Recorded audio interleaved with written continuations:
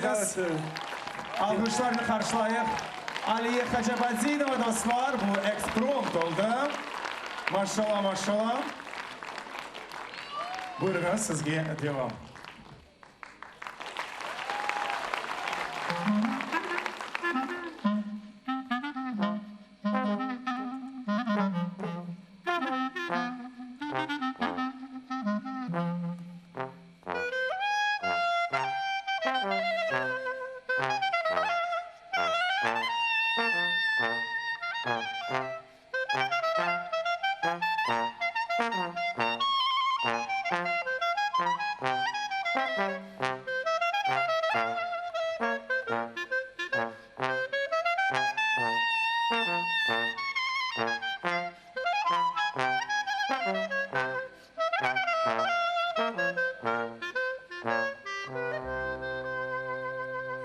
Altında yüzü kesilmez,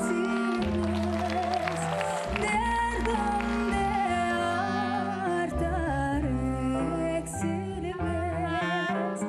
Günde de 100.000 tanesin görsün, birisi sana benzemez.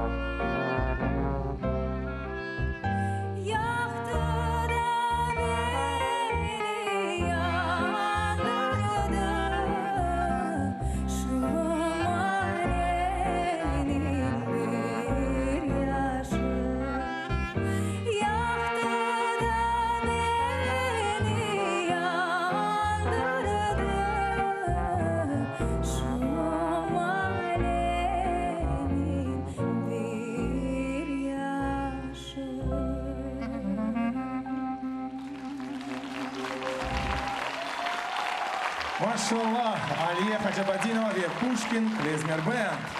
Alkışlayımız. Devam edemez maşallah.